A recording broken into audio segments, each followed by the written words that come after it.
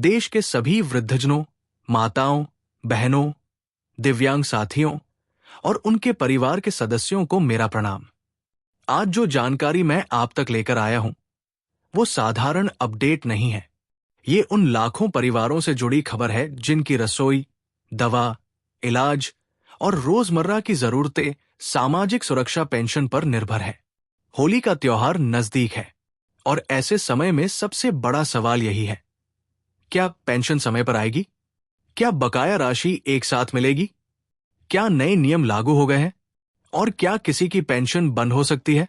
आज हम हर सवाल का स्पष्ट, विस्तार से, बड़े और साफ शब्दों में जवाब समझेंगे।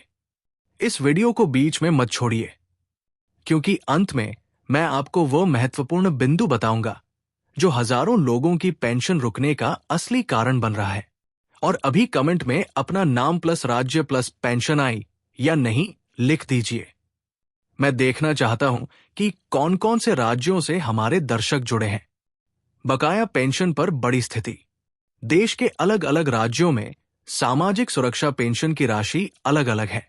कहीं 1,000 रुपए प्रति माह, कहीं 1,500 रुपए, कहीं 2,000 रुपए और कुछ राज्यों में विशेष श्रेणी के लिए इससे अधिक भी।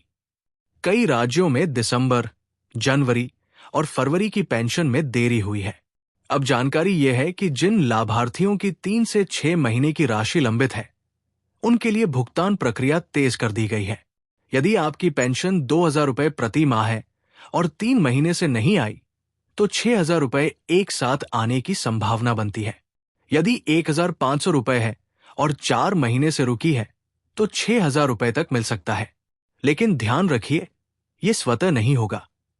आपका रिकॉर्ड पूर्ण होना चाहिए। भुगतान कैसे आता है? भारत सरकार द्वारा संचालित डीबीटी प्रणाली के माध्यम से राशि सीधे बैंक खाते में भेजी जाती है। राज्य सरकारें अपने पोर्टल से लाभार्थियों का डेटा भेजती है। फिर वित्त विभाग के माध्यम से राशि ट्रांसफर होती है। यदि आधार लिंक नहीं है, भुगतान फेल हो सकता है। यदि बैंक खाता निष्क्रिय है, राशि वापस जा सकती है। यदि नाम में अंतर है, होल्ड लग सकता है। इसलिए सबसे पहले दस्तावेज जांच लें। 2026 में लागू नए सख्त नियम। अब सबसे महत्वपूर्ण भाग। पहला नियम, आधार लिंक अनिवार्य। अब बिना आधार लिंक बैंक खाते में पेंशन नहीं आएगी। दूसरा नियम, वार्षिक जीवन प्रमाणन। हर वर्ष बायोमेट्रिक या फेस ऑथेंटिकेशन से सत्यापन जरूरी। तीसरा नियम, आय जांच। यदि परिवार की आय सीमा से ऊपर पाई गई, पेंशन रोकी जा सकती है। चौथा नियम, डुप्लीकेट लाभ समाप्त। एक व्यक्ति 2 पेंशन योजनाओं का लाभ नहीं ले सकेगा। पांचवा नियम, मृत्यु के बाद वसूली।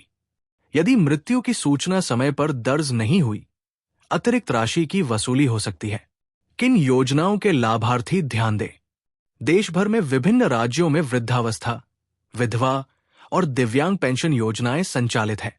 उदाहरण के लिए, उत्तर प्रदेश सरकार द्वारा संचालित वृद्धावस्था पेंशन योजना, मध्य प्रदेश सरकार की सामाजिक सुरक्षा पेंशन योजना, राजस्थान सरकार की मुख्यमंत्री वृद्धजन सम्मान पेंशन योजना, बिहार सरकार की लक्ष्मीबाई सामाजिक सुरक्षा पेंशन योजना।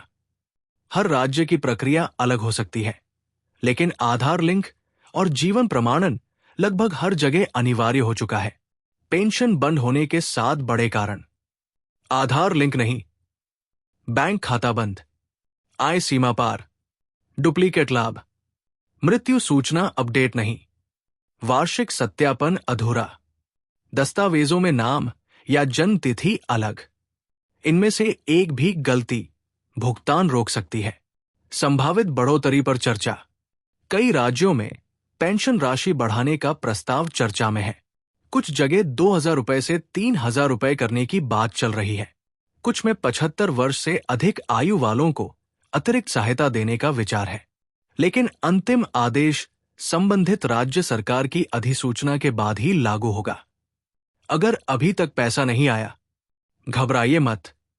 पहले बैंक पासबुक अपडेट करवाएं, फिर ऑनलाइन स्टेटस चेक करें। जरूरत हो तो जनसेवा केंद्र जाएं। अक्सर भुगतान बैच में जारी होता है। भावनात्मक सच। पेंशन केवल आर्थिक सहायता नहीं है, ये बुजुर्ग माता पिता का सम्मान है, ये विधवा बहनों की सुरक्षा है, ये दिव्यांग साथियों का सहारा है। एक छोटी सी चूक महीनों की पेंशन रोक सकती है, इसलिए आज ही दस्तावेज जांचें। Engagement block. अब आप बताइए, आप किस राज्य से देख रहे हैं? आपकी पेंशन कितनी है? आपको कितने महीने की राशि मिली? कमेंट में जरूर लिखिए। जो भी लाइक और सब्सक्राइब करेगा, उसका नाम मैं अगली वीडियो में पढ़ सकता हूं। अंतिम चेतावनी। होली से पहले भुगतान प्रक्रिया तेज की जा रही है, लेकिन लाभ उन्हीं को मिलेगा जिनका रिकॉर्ड पूर्ण है, इसलिए इंतजार मत कीजिए। आज ही बैंक और दस्तावेज जांच लीजिए। जय हिंद, वंदे मातरम।